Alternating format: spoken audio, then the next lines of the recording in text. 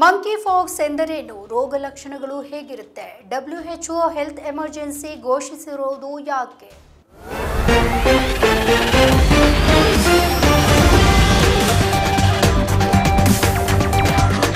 ಆಫ್ರಿಕಾದ ಕಾಂಗೋ ಸೇರಿದಂತೆ ವಿಶ್ವದ 17 ದೇಶಗಳಲ್ಲಿ ಮಂಕಿ ಪಾಕ್ಸ್ ಪ್ರಕರಣಗಳು ಉಲ್ಬಣಗೊಂಡಿದೆ.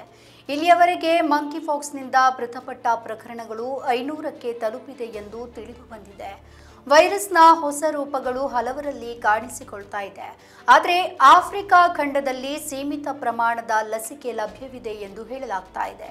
ಆಫ್ರಿಕಾ ರೋಗ ನಿಯಂತ್ರಣ ಮತ್ತು ತಡೆಗಟ್ಟುವಿಕೆ ಕೇಂದ್ರಗಳು ಸಾರ್ವಜನಿಕ ಆರೋಗ್ಯ ತುರ್ತು ಸ್ಥಿತಿ ಎಂದು ಘೋಷಿಸಿದ್ದು, ವೈರಸ್ ಹರಡುವುದನ್ನು ತಡೆಗಟ್ಟಲು ಅಂತಾರಾಷ್ಟ್ರೀಯ ಸಮುದಾಯದ ಸಹಾಯವನ್ನ ಕೋರಿದೆ.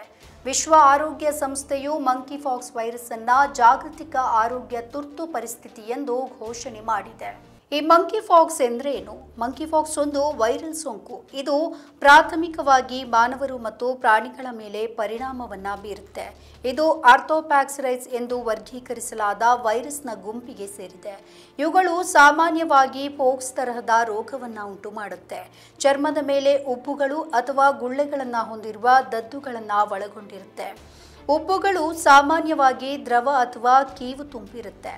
ಮಂಕಿ ಪಾಕ್ಸ್ ಈಗಲೂ ಕೂಡ ನಿರ್ಮೂಲನೆಗೊಂಡಿರುವ ಸಿಡುಬು ಅಥವಾ ಕಂಪೋಕ್ಸ್ ಮತ್ತು ವ್ಯಾಕ್ಸಿನ್ಯಾನಂತಹ ಇತರ ಪ್ಯಾಕ್ಸ್ ವೈರಸ್ಗಳಿಗೆ ಹೋಲಿಸಲಾಗುತ್ತೆ. 1958ರಲ್ಲಿ ಮಂಗಗಳಲ್ಲಿ ಮೊದಲು ಗುರುತಿಸಿದಾಗ ಇದನ್ನ ಮೂಲತಃ ಮಂಕಿ ಪಾಕ್ಸ್ ಎಂದು ಹೆಸರಿಸಲಾಯಿತು. 1970ರಲ್ಲಿ ಡೆಮೊಕ್ರೆಟಿಕ್ ರಿಪಬ್ಲಿಕ್ ಆಫ್ ಕಾಂಗೋದಲ್ಲಿ 9 ತಿಂಗಳ ವಯಸ್ಸಿನ ಹುಡುಗನ ಮೊದಲ ಮಾನವ ಪ್ರಕರಣ ವರದಿಯಾಗಿದೆ. 2022ರಲ್ಲಿ WHO ತನ್ನ ಹೆಸರನ್ನ ಮಂಕಿ ಪಾಕ್ಸ್ ಎಂದು ನವೀಕರಿಸಲು ಶಿಫಾರಸು ಮಾಡಿತು. ಮಾನವನಿಂದ ಮನುಷ್ಯನಿಗೆ ಪ್ರಸರಣವು ಈ ಮೂಲಕ ಸಂಭವಿಸಬಹುದು.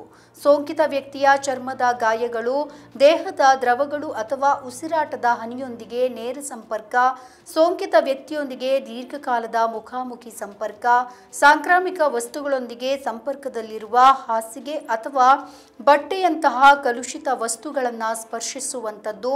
ಈ ರೀತಿಯಲ್ಲಿ ಈ ರೋಗವು ಹರಡುತ್ತೆ. ಇದರ ಲಕ್ಷಣಗಳು ಜ್ವರ, ತಲೆನೋವು ಮತ್ತು ಸ್ನಾಯು ನೋವುಗಳು ಕಾಣಿಸಿಕೊಳ್ಳುತ್ತೆ.